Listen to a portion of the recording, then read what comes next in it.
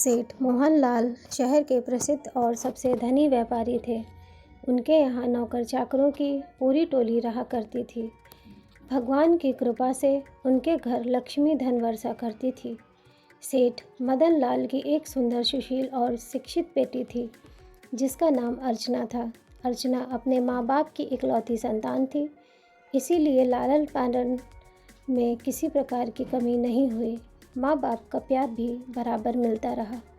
सेठ के जीवन में किसी भी प्रकार की कोई चिंता नहीं थी, किंतु कहते हैं ना, जिसके घर बेटी जन्म लेती है उस घर माँ बाप को चिंता होने लगती है। अर्चना पढ़ लिख कर शादी के योग्य हो गई थी। माँ बाप को अर्चना की शादी की चिंता सताने लगी।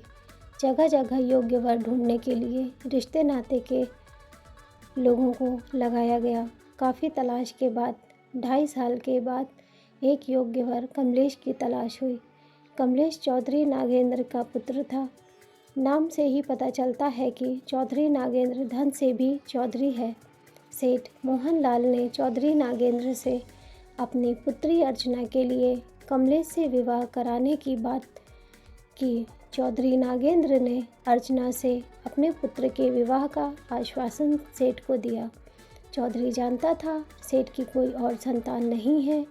अर्चना उसकी इकलौती संतान है और सेठ की उम्र 50 साल से ऊपर है, अर्थात अब इसकी कोई संतान नहीं हो सकती। ऐसा लालच उसके मन में आ गया और उसने विवाह के लिए तत्काल हाँ कर दिया। लग्न मुहूर्त देखकर दोनों ओर से खूब उत्साह और जोश के साथ विवाह किया गया। सेठ मोहनलाल की इकलौती बेटी का विवाह था, इसीलिए सेठ धन का लोभ नहीं कर रहे थे। वह जी खोलकर अपनी बेटी की शादी में धन लुटा रहे थे, अर्थात खर्च कर रहे थे। चौधरी नागेंद्र भी जानते थे कि उनके पास धन का भंडार आ रहा है, इसलिए वह भी सामर्थ्य से ज़्यादा विवाह में खर्च कर रहे थे। अर्चना और कमलेश का विवाह संपन्न हुआ। दोनों अपने वैवाहिक जीवन का जी रहे थे। अर्चना भी अपने ससुराल में खुश थी और ससुराल वाले भी अर्चना के स्वभाव से प्रसन्न थे। अर्चना के स्वभाव से रिश्तेदारों में भी कोई नाराज़गी नहीं थी। सभी अर्चना के स्वभाव की तारीफ करते हुए कहते हैं, इस जैसी बहू मिलना मुश्किल है। कुछ समय विवाह के बीते होंगे कि सेठ मोहनलाल के घर एक पुत्र का जन्म हुआ, अर्थात अर्चना को एक भाई मिल गया जिसे वह राखी बांध सकती थी और उसको अपना भाई बोल सकती थी। सेठ के घर खुशियों की झड़ी लग गई। बेटी का विवाह हुआ, अच्छा घर मिला, इसकी तो अपार खुशी थी, किंतु पुत्र रत्न की प्राप्ति लंबी प्रतीक्षा के बाद हुई। यह खुशी को दोगुनी करने वाली थी। सेठ मोहनलाल के घर पुत्र का जन्म सुनकर अर्चना के ससुराल वालों के पैरों तले जमीन खिसक गई, जैसे उनकी सारी संपत्ति छीन गई हो। उन्होंने सारी शादी इस लालच में की थी कि वह मोहनलाल की सारी संपत्ति को एक दिन प्राप्त कर लेंगे, किंतु बेटे के जन्म के बाद यह मुश्किल हो गया था। भाई के मिल जाने से अर्चना के जीवन में खुशियां आनी चाहिए थीं, किंतु यह उसके लिए दुख का कारण बन गई। सास ससुर पति सभी अब अर्चना को दुख देने लगे और उसे प्रताड़ित करने लगे। दहेज और धन के लालच में अर्चना को मारते पीटते और दिन रात भूखा रखते, किंतु अर्चना के आदर्श इतने ऊंचे थे कि उसने अपने माता पिता को इस यातना और कष्ट के बारे में भनक तक नहीं लगने दी। सेठ अर्चना से मिलने और अपने बेटे के छठी अर्थात नामकरण संस्कार का निमंत्रण देने के लिए खुशी खुशी ससुराल पहुँचे।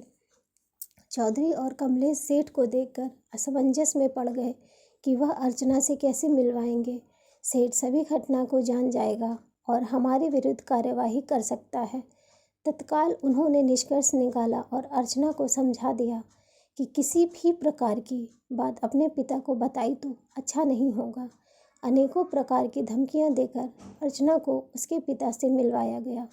बेटी भी कर्तव्यनिष्ठ थी, उसके संस्कार पुराने थे, अर्थात वह जानती थी पिता के घर से डोली निकलती है और ससुराल से अर्थी। इसी आदर्शों से वह बंधी हुई थी। अर्चना ने पिता का खूब स्वागत सत्कार किया। बैठे बैठे अपने आप ही उसके आंखों में आंसुओं की धारा फूट पड़ी। पिता कुछ समझ पाते इससे पहले बेटी बोलती है, पिताजी, यह मेरी खुशियों के आंसू हैं। बचपन से मैं भाई के लिए तरसती थी। अब जाकर मुझे एक भाई मिला है जिसकी कलाइयों पर मैं राखी बांध सकती हूँ। बस यही सोचकर मेरी आंखों से आंसू निकल गया। पिता को यह बात समझ नहीं आई। कुछ शंका और कुछ डर के कारण एक बातों को कुरेदा नहीं। सेठ नामकरण संस्कार में सभी को न्योता देकर अपने घर वापस लौट आए। नामकरण का दिन आ गया। चौधरी नागेंद्र और कमलेश दोनों को भी सेठ के यहाँ जाना था, किंतु उन्होंने वहाँ जाना स्वीकार नहीं किया और कल्पना को डरा धमकाकर वहाँ भेजने की साजिश करते रहे। वो दोनों इतना नीचे गिर गए कि उन्होंने एक नवजात शिशु की हत्या करने का भी षड्यंत्र रच लिया। उस षड्यंत्र को पूरा करने के लिए किसी और का नहीं, अर्चना का ही प्रयोग करना चाहा।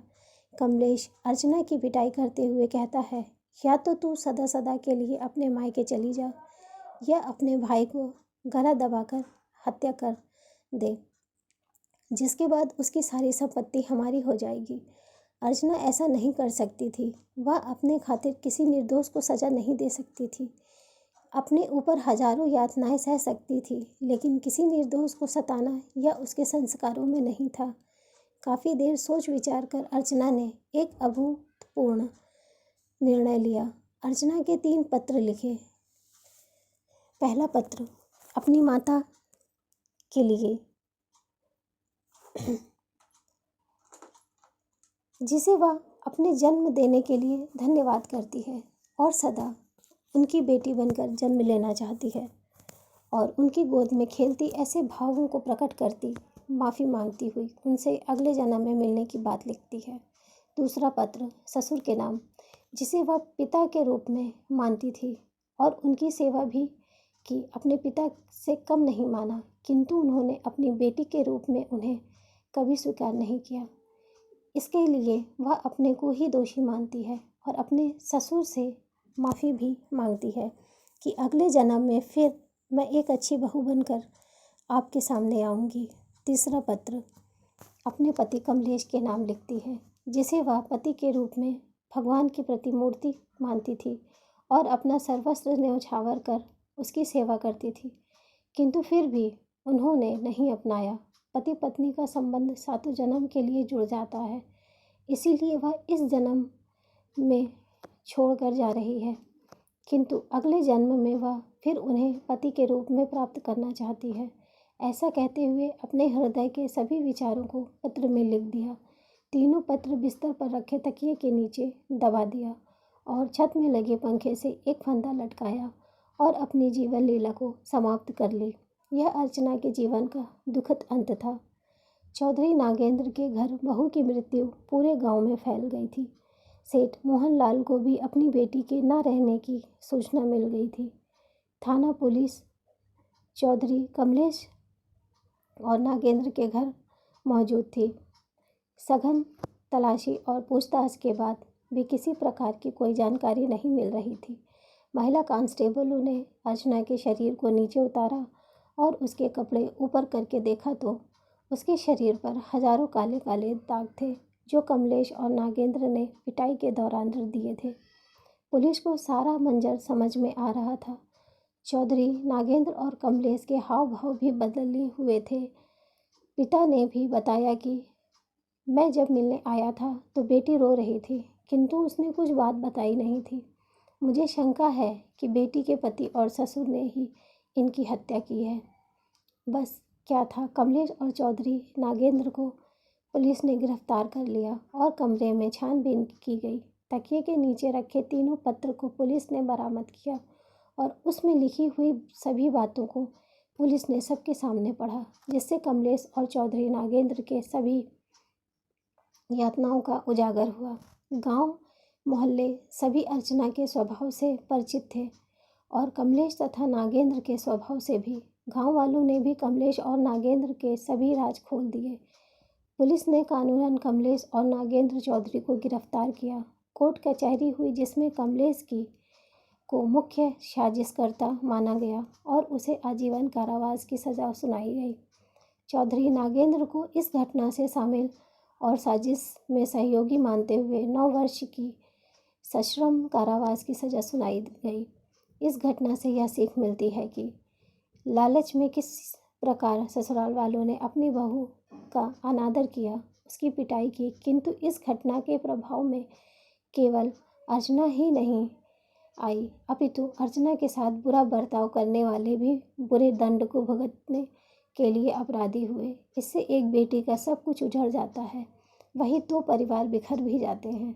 समाज में फैली इन कुरीतियों को समाज के लोगों को ही दूर करना होगा, अन्यथा आज एक अर्चना के इस घटना का शिकार हुई है, ना जाने कितनी ही अर्चना फिर शिकार होंगी। समाज को अपने आसपास हो रहे अत्याचारों के प्रति आवाज़ उठाना चाहिए। अगर अर्चना के आस पड़ोस के लोगों ने आवाज़ उठाई होती तो आज अर्चना उनके साथ होती और दोनों परिवार एक साथ होते। दहेज के लोभी को भी कड़ा संदेश देना आवश्यक हो जा गया है। बहू को ब्याह कर लाते हैं जो उनके घर की लक्ष्मी है, ना कि वह किसी धन कुबेर को उठा कर लाते हैं जो उनके घर धन वर्षा करे। दहेज के प्रति समाज का नज़रिया बदलना आवश्यक हो गया है, नहीं तो कितनी और बेटियों का घर उजड़ेगा, वह हमारी और आपकी भी हो सकती है। दोस्तों, अगर आपको मेरी कहानी अच्छी लगी हो तो मेरे चैनल को लाइक, शेयर और सब्सक्राइब ज़रूर करें। धन्यवाद।